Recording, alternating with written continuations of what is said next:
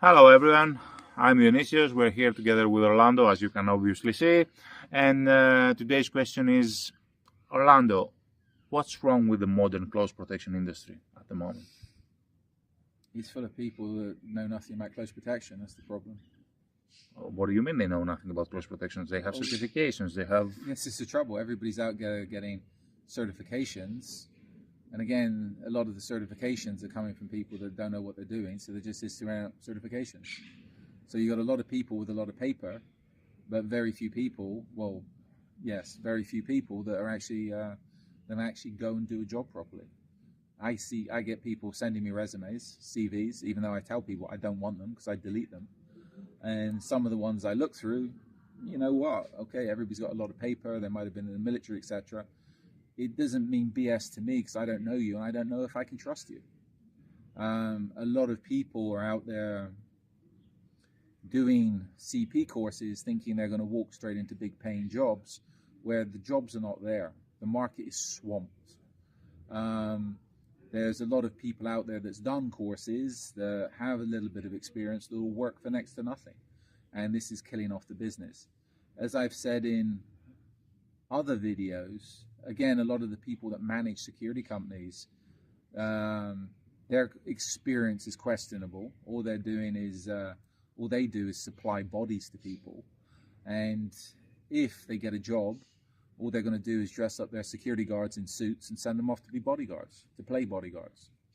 And again, I've come across many people in many places with certifications and licenses. This is a big one in the US. Everybody's got a license, firearms license, private investigator's license, security license.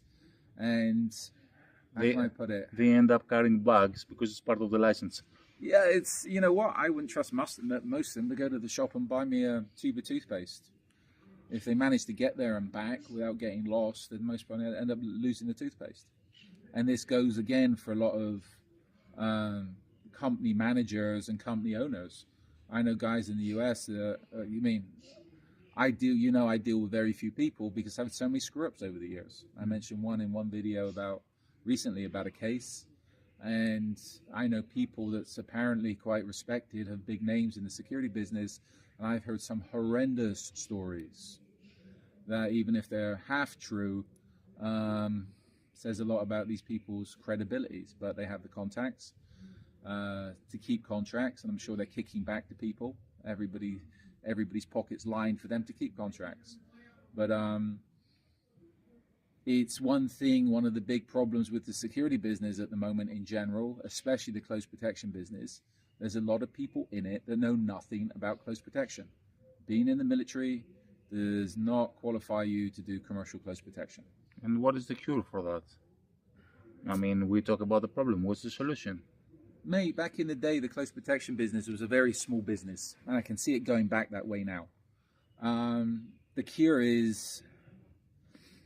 And again, we can bash a lot of these British companies that's offering these SIA licenses, etc. Are telling everybody they come and do a 2-week course and they'll be qualified, etc. So they've swamped the market with people that will go out and work for next to nothing. And again, it's people with a British security guard license that says close protection on it that people actually think know what they're doing. And I said in other videos, if you're unemployed in UK, I believe for 3 months, the government will give you an SIA course.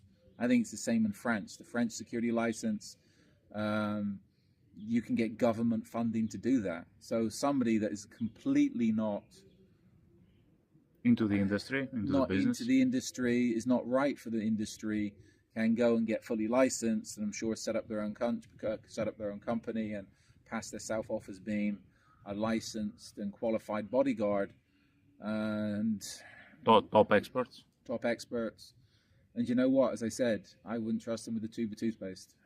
But that's the trouble with the close protection business. There's too many people in it at the moment pushing themselves off as something they're not, and they're ending up killing the business for everybody else because a lot of clients, and I was talking to somebody about this recently, especially in South Florida where I was for too many years, one of the big issues there is the market is swamped And there's so many people pushing themselves off cheap as being the be-all and end-all of executive protection. And a lot of clients already had their fingers burnt once or twice. They're not willing to pay what they should be paying because they paid less for some idiot or more for some idiot that ended up screwing things up big time. And let me just throw something in here. This sums things up. Most people say in US, in the state of Florida, you need to have a private investigator's license to do executive protection. Do you know what executive protection experience you need to get that license? No. None. It even says in the state statutes that executive protection experience does not count towards you getting a private investigator's license. And the private investigators are the ones that do plainclothes executive protection. So how does that make sense? You don't need the experience to get the license. It's investigation experience, but it's classed as private investigators are the ones that do executive protection. So you don't need any experience. So get the piece of paper and go out there and do whatever. Well, this is it. And I've said to some people, I know private investigators in Florida, and I could do an old video about that are not worth, how can I put it? They've got licenses. To me, it's pretty fraudulent where people are going saying they have executive protection companies where there's no requirement actually in the state statutes for them to have any executive protection experience, training, etc., etc. But that's America. That's a situation with security licensing, be it in Europe, US, etc. I think you're better off just having people doing a basic course, understanding their local laws, getting a background check, and that's it, rather than going into the high-speed stuff, because once you get past the high-speed stuff, people tend to fall flat on their faces. More about paperwork than anything else. It's about money. It's about money for the government. It's licensing fees. Yeah, no different than a UK TV license. And since you talked about clients previously that they had bad experience with people and the money they spend on them, is there any solutions, counseling you can provide to people looking for the proper people to hire? Yeah, sure. If we offer online virtual counseling for security, consulting for people, counseling. And I'm telling people these days, you're better off finding people you trust yourself and getting them trained and getting them qualified to provide security for you than bringing in outside companies and outside people. The main thing, if you need people that's actually going to provide you security, to protect yourself, to protect your assets, to protect your family, is trust. And just because somebody's got a cool video on the internet doesn't mean they're trustworthy. And there's a lot of people out there that's got, I see it all the time, a lot of people out there putting out very cool promotional videos, etc., and going to meetings and giving out very cool business cards. But anything past that, they're complete and utter liabilities. So we can offer virtual counseling for people to set up their own security programs, get their people trained, point people in the right direction of where to get the training, because there are some very good people out there. It's just a lot of the very good people are not too well known because all the others seem to be taking the limelight. Okay, thank you very much, Orlando. Thank you very much for your time. I hope this video was not only enjoyable, but you also learned something new today.